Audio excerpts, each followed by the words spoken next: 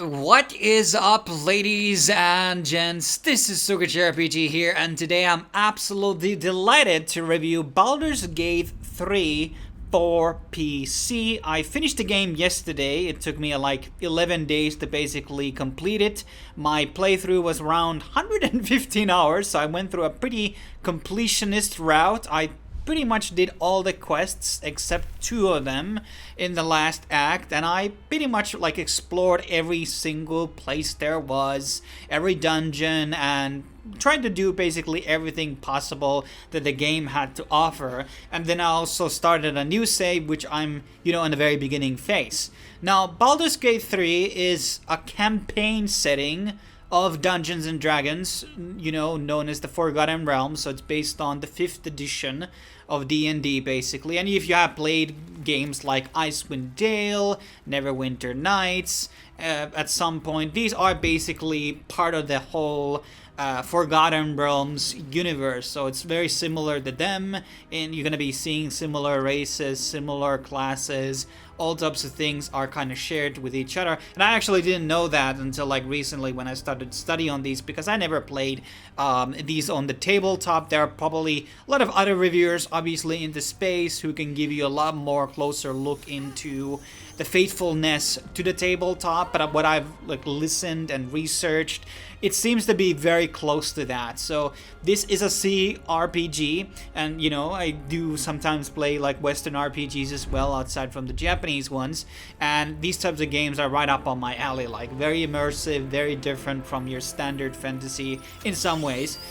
In terms of like your traditional races and the world, it's kind of different, I think, from a lot of the other things. But anyhow, so it's very close to the tabletop game design. So you have the dice mechanic, which is built into like the dialogues that you have with other characters and other interactions with the environments, and like rolling for like saves from spells and hitting attacks, and everything that goes on the battles are all using this dice mechanic. There's also like option in the settings which can enable you for the karmic rolls, which means that in case you lose a lot of rolls, it actually starts to compensate later on. So in case you want the realism, you can opt in or opt out from that. And in case you're like familiar with Larian Studios' other games like Divinity Original Sin 2, which I've also have played, fantastic game. This is the experience is very similar to Original Sin 2, except it's like a lot more complex. There are a lot more features, like the characters. Yes, you could able to like jump in the original game and things like that, but fundamentally, like, there's a lot more features like dashing and other mechanics which have been added in to Baldur's Gate 3, which didn't exist in Original Sin 2. So this is a lot more like complex in sense of like a lot more races, a lot more classes, and just a lot more like ways to interact with the environment, whatever it's like flying, teleporting, shoving people to the sea or off from a cliff and things like that. There's just like a lot of things you can do, and that's what I've been talking about, especially which I covered on my Final Fantasy 16 review, is that the worlds need to be interactable, not just on the NPC level, but there has to be like physics engines and things like that, which have become like less popular over the years. Like there's ragdolls in games, but they have kind of like abandoned like physics mechanics, and I think those are just like really, really fun things about these games in general that just bring in a lot more depth and a lot more interaction. And yes, they make the games a lot more immersive. Now, I do want to say that the game comes out with difficulty. Luckily, there are 3 different options to adjust the difficulty to meet your standards. I played the game through normal, and basically I think it was offering just the right amount of difficulty. There were fights that were kind of hard, especially the last boss fight, and well, the last boss fight can be fought in different ways, but there's like a second stage that is actually kind of hard, and then there's like some optional fights which are pretty hard too.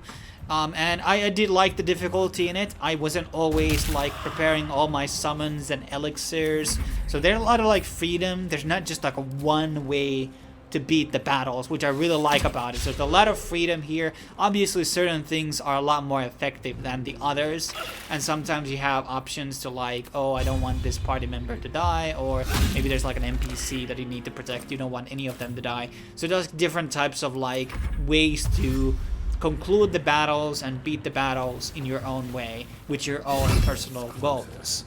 And as I already alluded, I just really like the combat system. There's like a lot of different abilities throughout the classes, and yes, there's some type of overlap between them. And then there's obviously like you can dip your sword in the fire and they will be able to do fire attacks. You can dip them in the poison and then they will be doing poison attacks. And then there's like acid and, you know, ice, and there's, you know, have like basic elemental things out there. And just like able to like throwing crates, the high ground, throwing enemies, throwing potions, throwing bombs. It's just like a lot of cool things, and the ways you can play through the battles, because you are also able to, in a lot of the stages and a lot of the fights, enter to the area from a different location. You can enter into the battle through stealth.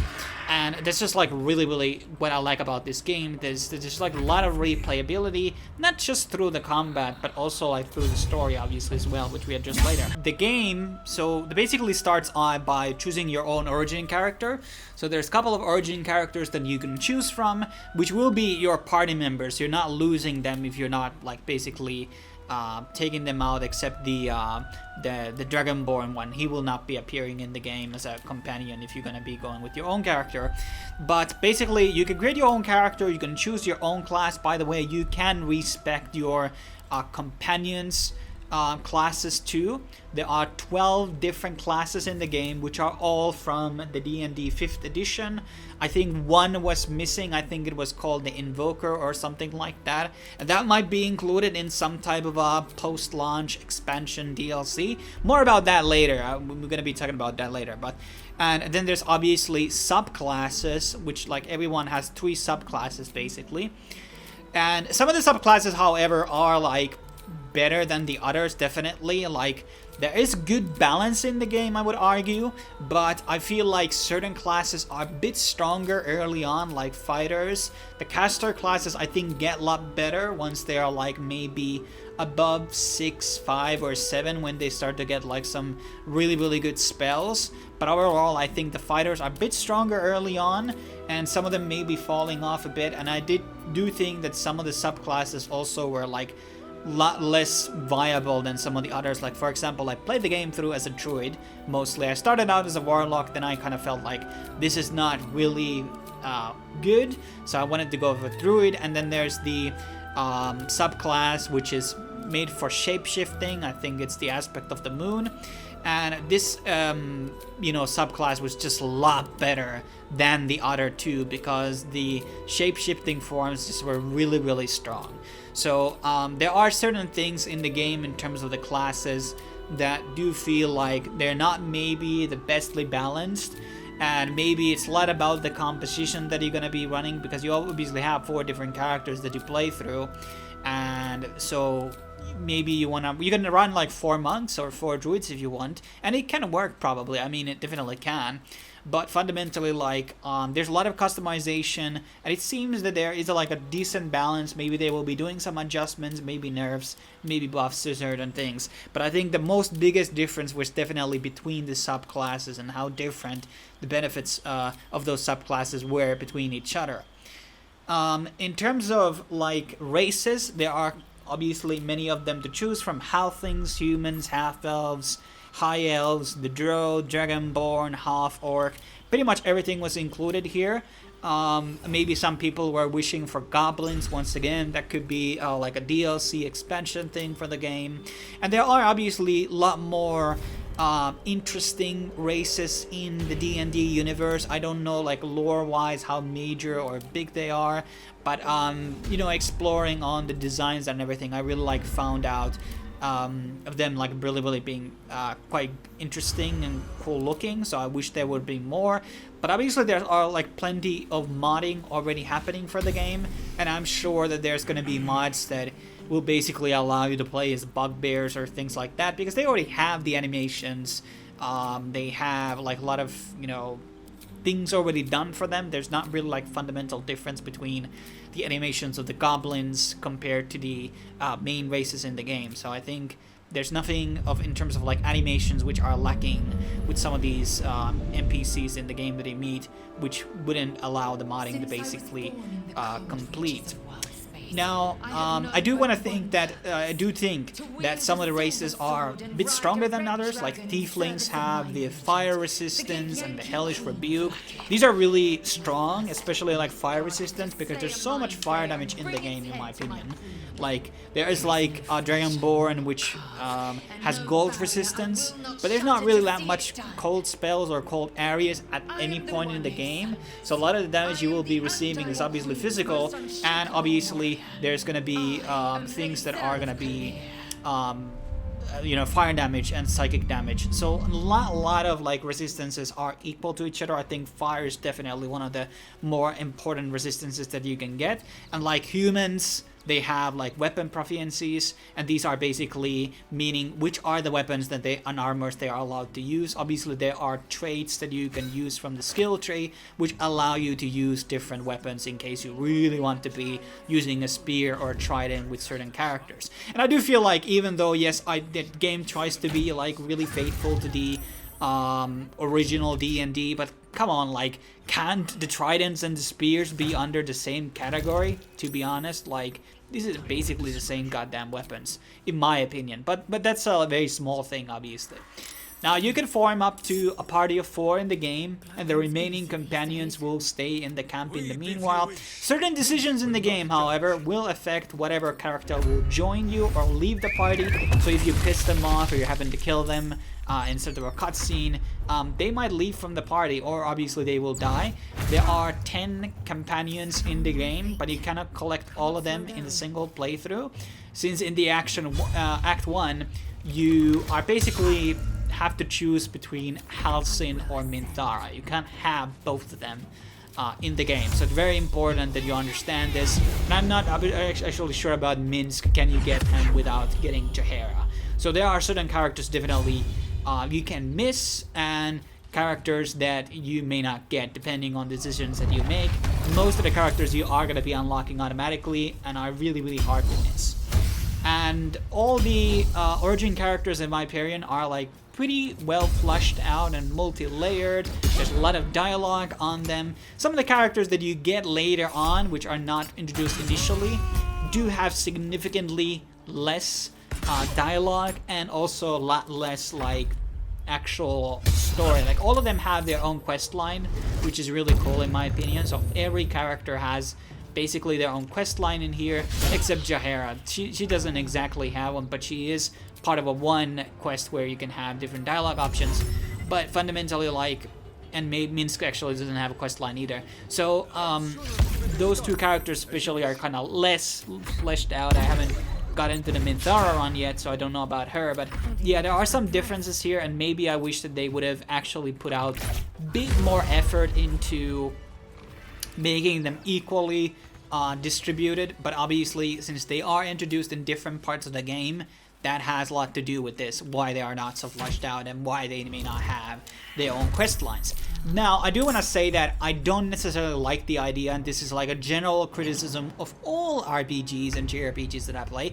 I'm really tired of playing that games that when you have like 6 party member group. This is like very standard in these type of JRPGs and RPGs.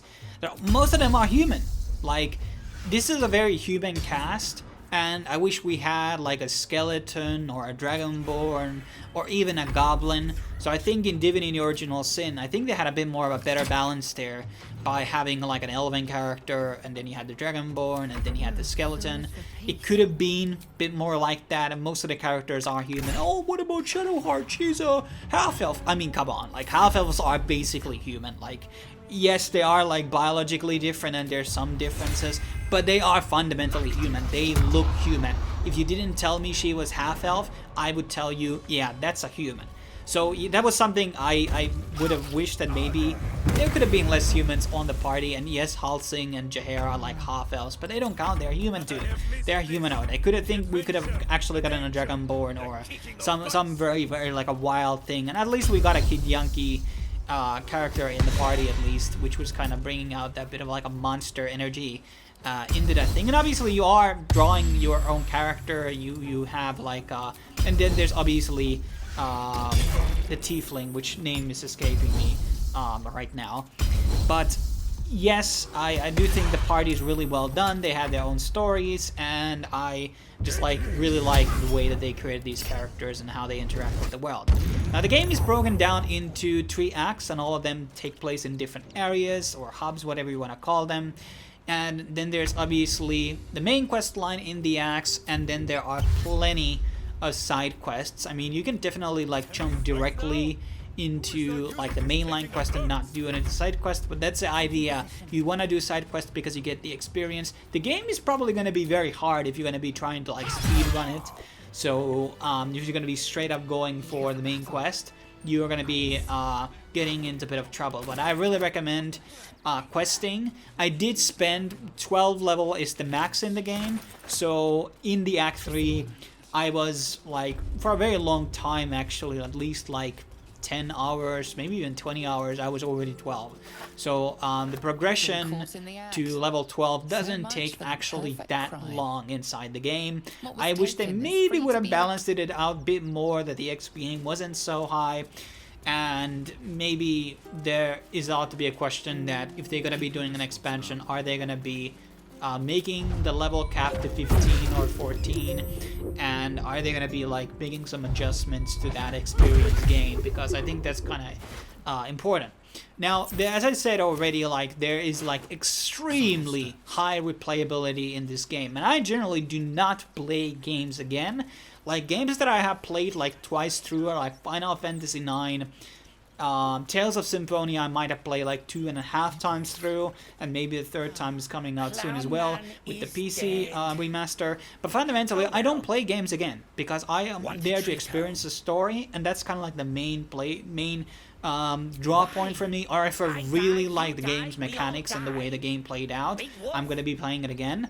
And so I'm really like already planning on my 3rd playthrough, because there's so many different endings that you can have in the game, and so many different decisions that you can do and different builds, because I like was switching around the classes obviously, but there's 12 of them. So if you're not changing any of the classes for your 4 characters, there's basically 4 different playthroughs if you're going to be going through the all 12 classes very truthfully. And that's just like one of the very big draw points for the game. Many races, many classes, and many different dialogue options. So a lot of these different things.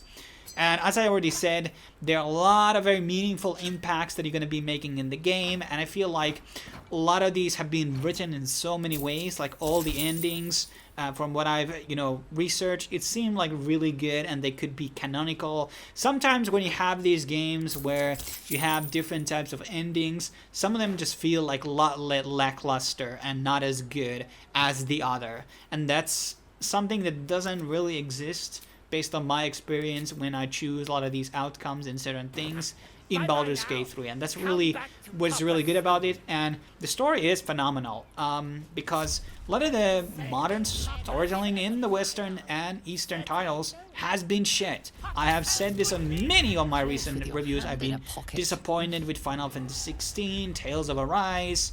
Many RPGs that I played recently just have lackluster stories. And it's really about being kind of extreme, out of the box, and making a very kind of...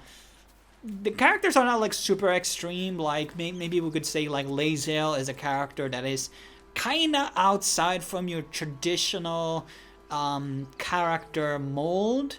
And obviously the dialogues are pretty great too in the game, and they're kind of unique. But I just feel like the characters are a lot more lively, and they're just different, and they feel different from a lot of the generic stuff that you see in other games. Now, given to the praises that I have given to the game, there are some issues. It's not like the title of the video is Game of the Decade, and I do mean that in the sense that the game, once it actually fixes out a lot of these bugs and maybe does some quality of life adjustments, this game is going to be amazing. It's going to be heralded as the Game of the Decade. I don't think there will be an RPG game that will come close to the caliber of content, story, customization, and the combat of Baldur's Gate 3, unless Larian is going to be making another game. It's likely them, but are they going to be producing a game in this decade still? Probably, yeah, but this took 6 years to make, so it may be like in the next decade until we're going to be seeing Larian's next game. Who knows? But let's talk about the problems. So there are some issues in the game which make me say to you that out of this point, please wait until you buy this game, because there are some really annoying bugs inside the game. Like, for example, the final battle had the end turn stuck. So I had to load and play the final battle again, completely over again, because I couldn't find any way to basically, I tried to load and save, I tried to verify the integrity of the game files on Steam, a lot of things. And that wasn't really fixing it. So there are a lot of people have talked about crashes. I only had one crash in the game. There are some quality of life problems in the game, like the item management is a bit tedious in the inventory, like the way you are selling your items to the vendors, because there are no vendors at the camp, which you have to go to basically heal up and like restore your spell charges, which is a good mechanic, by the way, because you can't just like, it's realistic, but it's like really tedious like to trade, because we have to go to camp, get my items from my camp chest, then go teleport back into the vendor, and then hope the vendor actually has money enough to basically allowing me to sell all the stuff to him. And then there's like no vendors at the camp. Yes, there's like Volo, but actually I had a bug which didn't allow me to trade with Volo nor Withers, which actually give out very important items. So I had to basically steal it from them. Luckily that was working. So there are kind of like, in case you like do a couple of fuck ups, like kill out a couple of the cities, there are like a bit of lack of vendors in the game, in my opinion. That was not really in Divinity's Original Sin. There are a lot more vendors in the game. I think that's my general memory that I had about it. So a lot more vendors available out there, and so that's a one thing in terms of like the item and filtering and finding items on the menu. There are a lot of different things like hotkeys which they could have added out to basically auto sell items or auto flag them. I feel like there could have been so much more quality of life adjustments, and maybe they will be adding different hotkeys and different things like that. And I don't like the idea that I have to go to talk to the person in the camp to basically remove from the party, and then I have to talk to the other guy to basically add him to the party, and then I can access his items and, you know, basically trade him, and then I have to go back to the camp to take him out of the party again because he's not part of the main core party. So there are like a couple of like things like that, like changing the parties and things like that, which could have like had a different quality of life changes there, which would have been better. And what else there was basically, well, there are obviously certain quests, side quests, which are a bit of broken. So if you did certain things, like I had one of the NPCs which I was supposed to meet in Act 2, he was not there. He was totally gone, so I appeared in Act 3, and I missed out on like very, very good items because of this. So there are bugs in the game which like make certain side quests glitch out, or certain, when you choose a certain like outcome for a quest, it might glitch out that NPC. I guess I did probably something to do with Volo that made him broken. But there are a lot of these types of minor bugs in the game. I don't think there's like a lot of like people getting stuck on somewhere, or you know, different things, but like there were crashes obviously, and there are like minor bugs, and some of them have been already addressed, but I'm still waiting for a lot of bugs before I will be continuing the game. And I don't know if I missed out on this or that NPC because they disappeared because of a bug. I don't know that, because this game is like massive, so how can I know what was broken, or was there supposed to be a different outcome? There were a couple of NPCs which were supposed to be in a certain location, and obviously they weren't there. But as I already said, all of these bugs and glitches and, you know, adding out some quality of life adjustments in the configs and the hotkeys definitely can be done post-release. And that's why I think that they're going to be doing eventually some enhanced edition, or they're just going to be keep patching the game, I guess. And then it will be the game of the decade that I will be saying. it is, because I think Larian is very dedicated into making the game better, and we're going to be seeing a lot more of these content updates coming in. Now, I also have to praise the soundtrack. It's really has good ones. Or like even like a Disney style soundtrack on one of the villain fights, an optional one. You might know what I'm referring to. And there are like really beautiful tracks in the game, things that I would listen outside of the game, so that's a good indication that soundtrack is good. I think I haven't really listened to many very good JRPG soundtracks in a while. 16 had like 2 good tracks that I like, but altogether, I think a very good soundtrack. And I never would say a game of the decade or the game of the century or whatever if the soundtrack wasn't 10 out of 10. I wouldn't say like this is a 10 out of 10, but it's like 9.5. It's like a really solid soundtrack. It does its job. There's variety, and I just like it. It's like really good tracks, and there's a lot of like the choirs and singing. These are really nice tracks, and you're gonna be hearing a lot of the better tracks actually in Act 3 and Act 2, end of the Act 2. So a lot of the better stuff is actually saved for later. Now there's obviously a lot of drama that went through the game, like the LGBT stuff, and my take really is on that if you don't like the woke characters in the game, you can simply kill them.